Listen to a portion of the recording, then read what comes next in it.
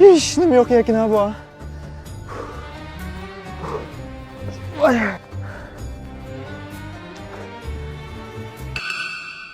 Ucu. Nima bu? Hey! Hey! Xo'sh, taqsir. Kimsan? Men chiroqchi Ababekri. Ha? Hey, iliqi. Kinolarda chiqadigan iliqi. Iliq uchtal orzusini amalga oshiradigan chiroq muvakkilimi? Yo'q, u sen kinoni ko'rgan emas. Men ash kino ishlaydigan yerlarda ishlaydigan iliqi chiroqchimdi. Mana va atamavar qilib kel. Chaq. Men shu orzusini amalga oshirdim. Uch orzuyingni amalga oshirib beralayman. Ha, ma'qul. Amalga oshirsan-ku? Unda bo'lsa, birinchi orzuyingni deyishdan burun men eskartib qo'yay, ha?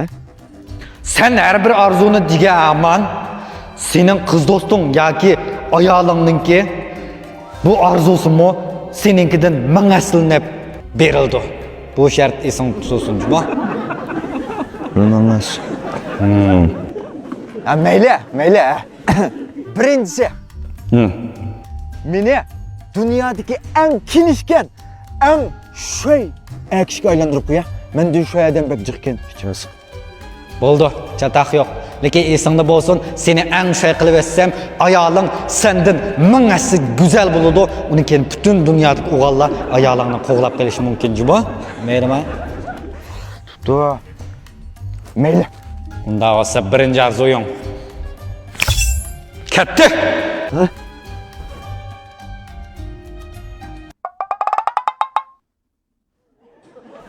Adam ahmoq qilyapsan sen? Ishdim shubha turman-ku men.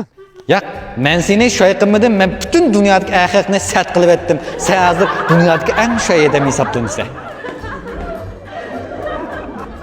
Ikkinchi talpingni et. Bo'ldi. Mayli. Ikkinchisiga 100 milyon pul menga lozim, 100 milyon pul. Ekle.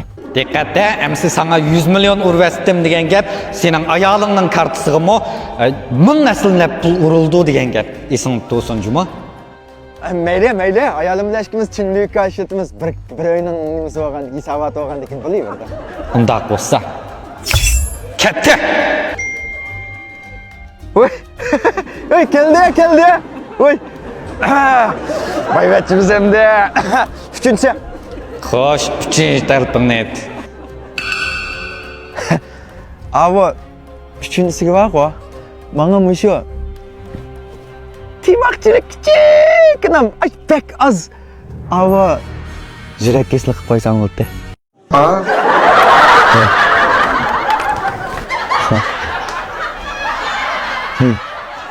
Bilasan-ku. Sen kichkinam yurak keslik qilsang ayoling buldu kensiyajimi? Kalının bir jiri. Ketdi. Vay. Ha, o'lib qoldim ha. O'joq, isat, azozi barajman. Bakadım bir yerden dening zamin oldum ya. Ketdim ya, xo'sh.